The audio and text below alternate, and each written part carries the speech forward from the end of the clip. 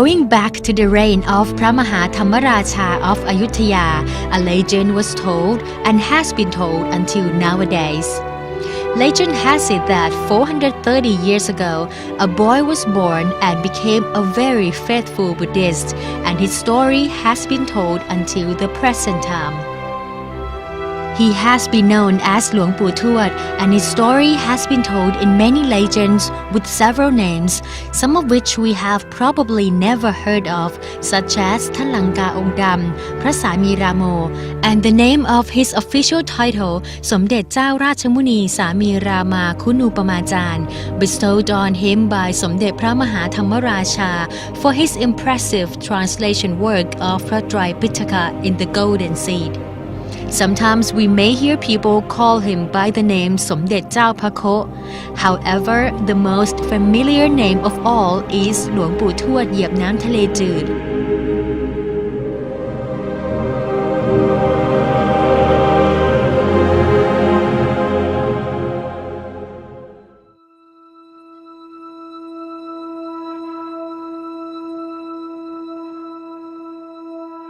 which means the river monk whose step turned sea water to fresh water.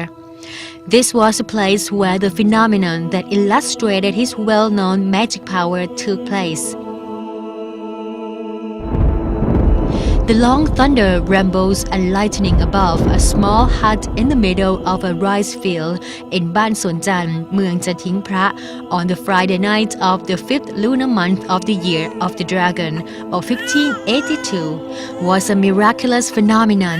It was as if to proclaim that in the small hut, a new life that was born came from a superbly excellent place to bring the highest auspicious event to Songkhla Lake Basin.And the land at the tip of this Suvarnabhumi Peninsula in the future.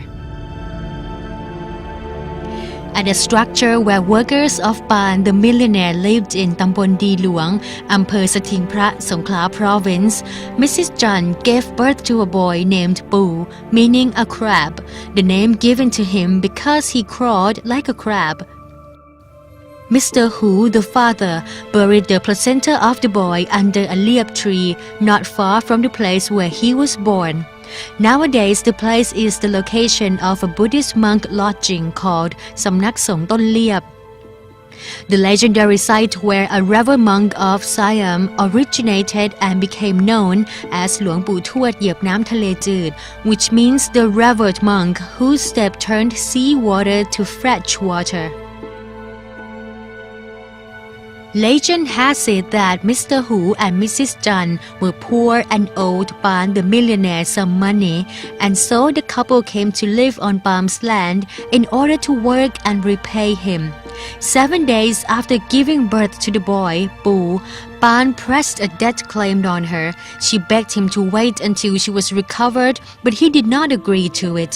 So Mrs. Chan had to take the newborn baby with her to work in Pan's rice field to pay the debt.When she arrived at the rice field, she put the baby on the ground and tied a piece of cloth to a mamao tree to make a cradle for the baby. She put her baby in the cloth cradle and began to harvest rice. When she came back to breastfeed the baby, her heart almost stopped breathing as she saw a large cobra coiled around the cradle.She screamed her heart out for help, but nobody dared to help. She found no way out and so started to pray to sacred things to protect her baby, and then tried to chase the snake away and not to hurt the baby. After a while, the great big snake slowly wound out its coil and slithered away.Mrs. Chan ran to her baby and examined him and found that there was foam of snake saliva on the baby's cheek and was shocked, thinking that her baby must have been bitten by the snake. But when she wiped out the foam, she found no trace of snake fangs on the cheek and she was relieved.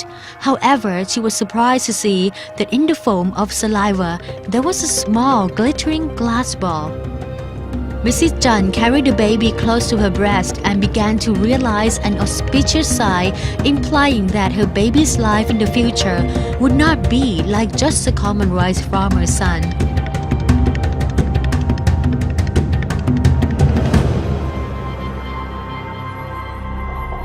She wrapped the glass ball with a piece of cloth and carried the baby back to the hut. When Pan the millionaire knew about the glass ball, he wanted it, and so he traded his rice field and all the rice in the field for the glass ball.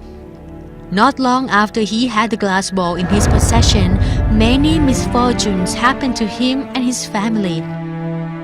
So he had to return the glass ball to the farmers. In contrast, life became better for Mr. Hu and Mrs. Jun's family.